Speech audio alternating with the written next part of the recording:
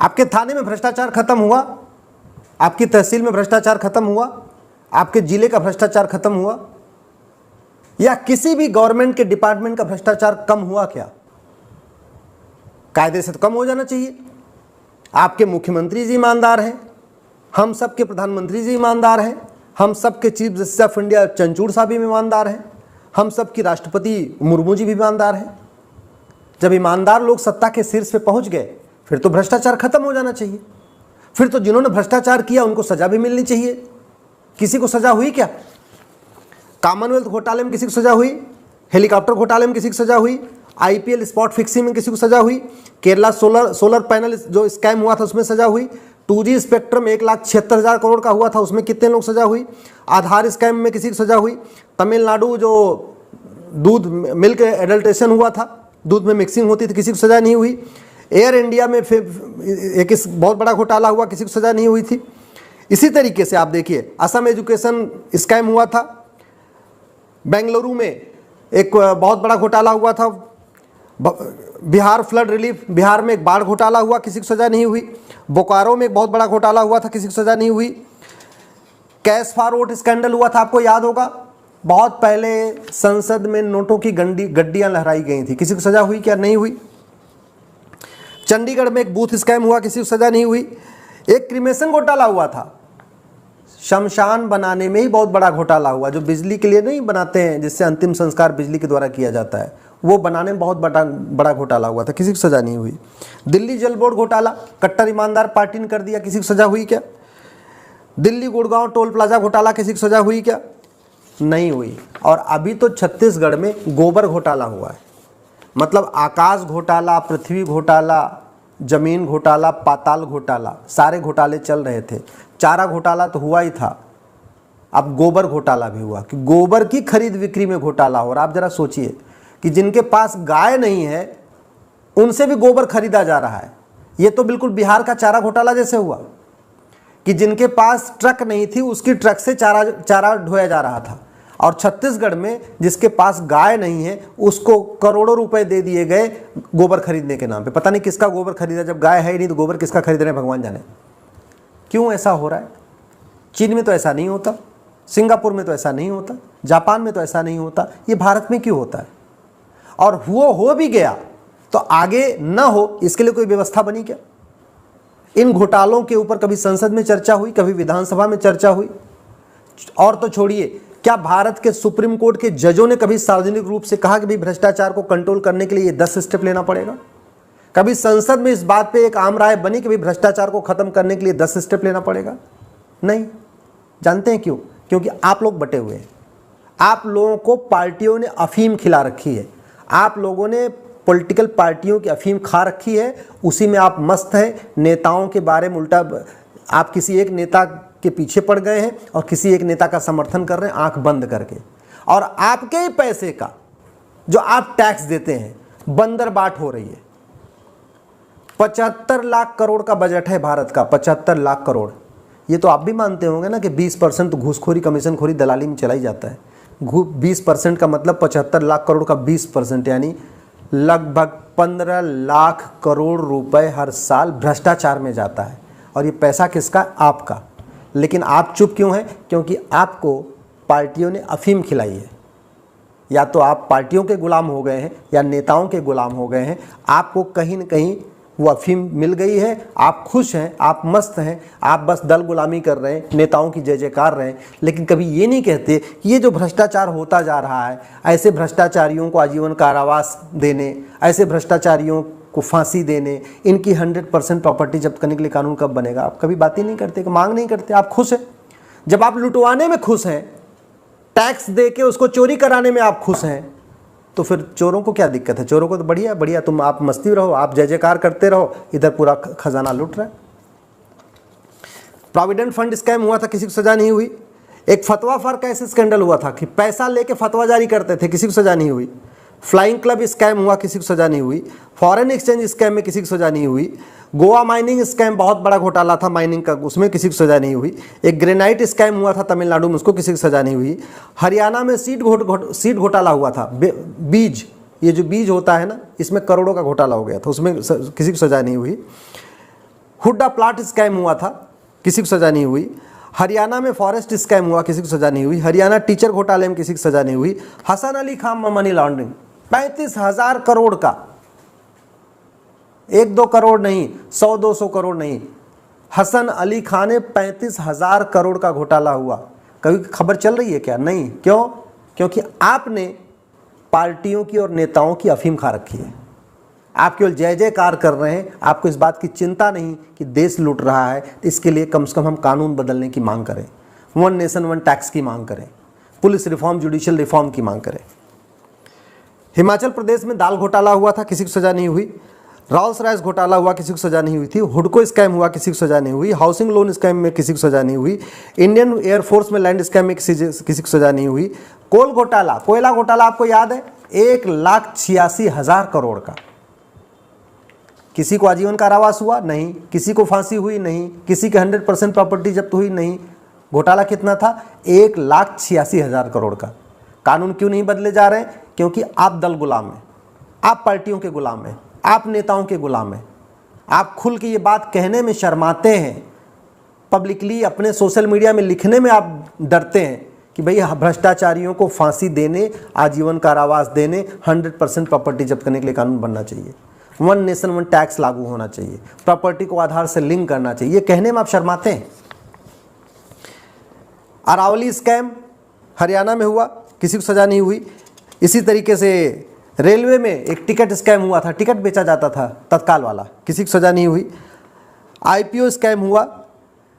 ISRO Dewas deal हुई थी, किसी को सज़ा नहीं हुई। जलगांव हाउसिंग स्कैम, किसी को सज़ा नहीं हुई।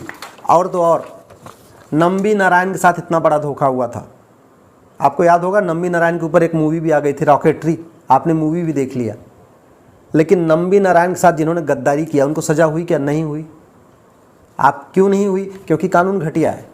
प्रधानमंत्री अच्छे हैं, राष्ट्रपति अच्छे हैं, चीफ जस्टिस ऑफ इंडिया अच्छे हैं, ईमानदार हैं, मेहनती हैं, लेकिन उससे क्या फ़र्क पड़ता है?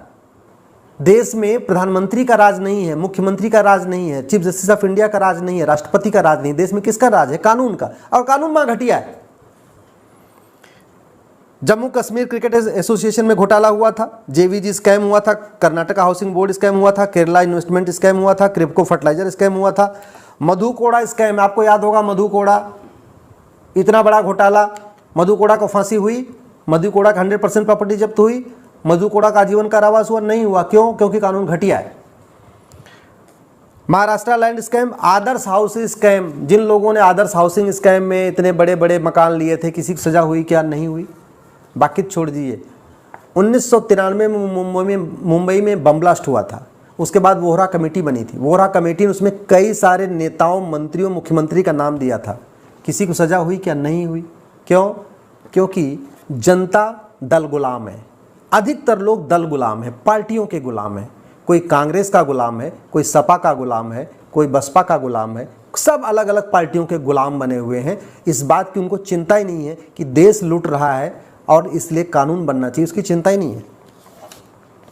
Mayank Jain scam, MBBS scam, medical council of India scam, इसी तरीके से एक गोल्ड स्कैम हुआ, मुंबई इंटरनेशनल एयरपोर्ट स्कैम हुआ, मुंबई में सेल टैक्स स्कैम हुआ, नेशनल हेराल्ड स्कैम जिसमें सोनिया गांधी, राहुल गांधी और प्रियंका गांधी फंसे हुए हैं, सज़ा हुई नेशनल हेराल्ड में? किसी को नहीं। तारीख पे तारीख चल रही है। क्यों चल रही है? जुडिशियल चार्टर नहीं है। जुडिशियल चार्टर किसको बनाना है? पार्लियामेंट में किसी ने मांग किया जुडिशियल चार्टर लागू करने की? नहीं।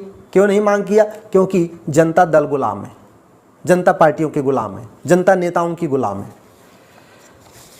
इसी तरीके से नेवी वार रूम लीक हुआ था, उड़ीसा में इलीगल माइनिंग स्कैम हुआ था, उड़ीसा में मनरेगा स्कैम हुआ था, उड़ीसा में पैडी स्कैम, धान घोटाला हुआ, उड़ीसा में दाल घोटाला हुआ, पटियाला लैंड स्कैम हुआ था, पावर थेफ्ट स्कैम हुआ था, PPF स्कैम हुआ था, पुणे में लैंड घोटाला हुआ, पुणे में हाउसिंग स्कैम हुआ था, पंजाब में पैडी स्कैम हुआ था, रेलवे में बहुत बड़ा घोटाला हुआ था, रांची में रियल एस्टेट घोटाला हुआ, श्रद्धा गुप्ता, आपको याद होगा नारदा और शारदा, ये 2 बातें आती थी बंगाल में, नारदा घोटाला और शारदा घोटाला। किसी को सज़ा हुई? नहीं हुई। क्यों? नार्को पॉलीग्राफ ब्रेन मैपिंग कानून बनाया नहीं, पुलिस रिफॉर्म किया नहीं, जुडिशियल रिफॉर्म किया नहीं, पुलिस चार्टर लागू नहीं हुआ, जुडिशियल चार्टर लागू नहीं हुआ।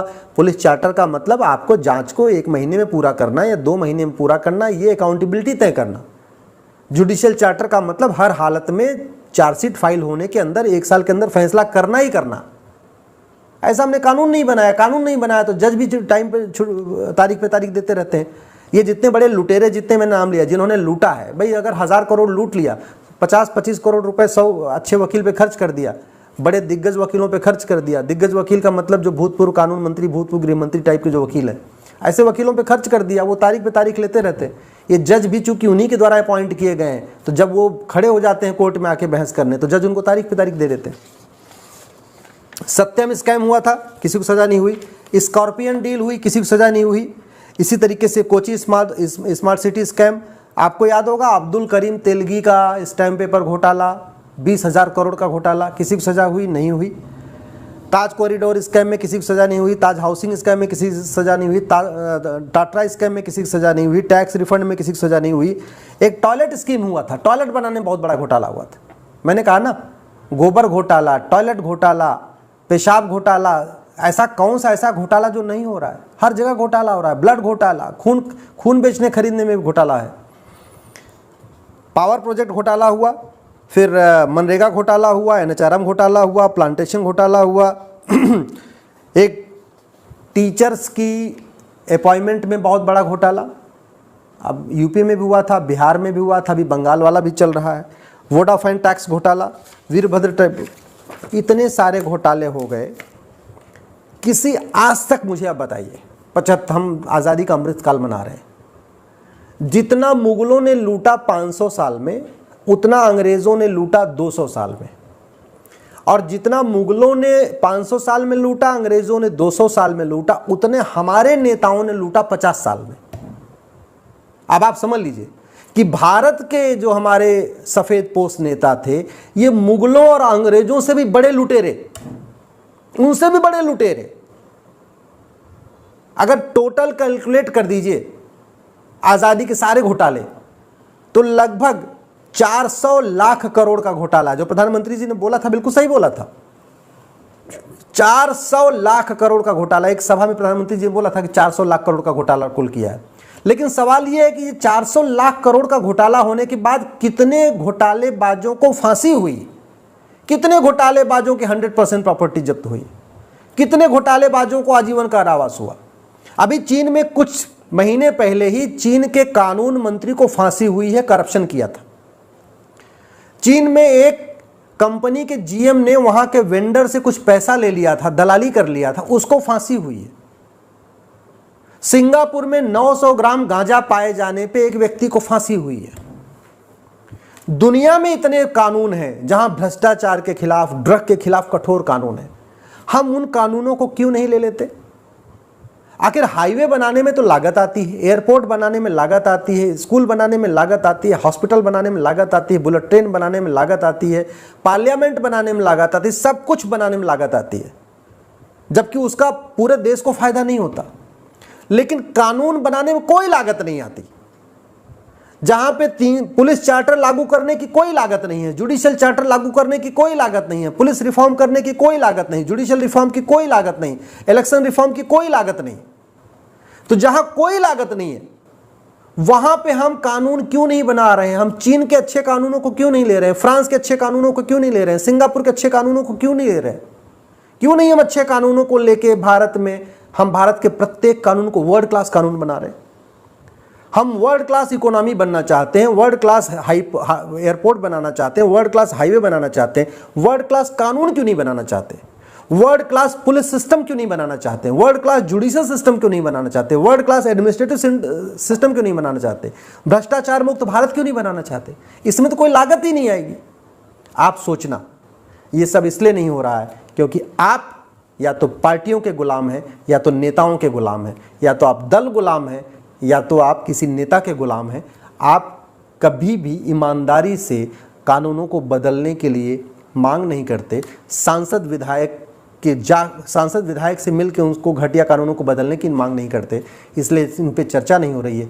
देश लूट रहा है, आप ही का पैसा लूट रहा है, आप जो टैक्स देते हैं उसी का पैसा लूट रहा है। अगर आप 1 लाख रुपए टैक्स देते हैं तो ये मान के चलिए उसमें से 20,000 रुपये नेता नौकरशाह लूट लेते हैं। आपको अगर मेरी बात ठीक लगे, इस वीडियो को अधिक से अधिक शेयर करिए।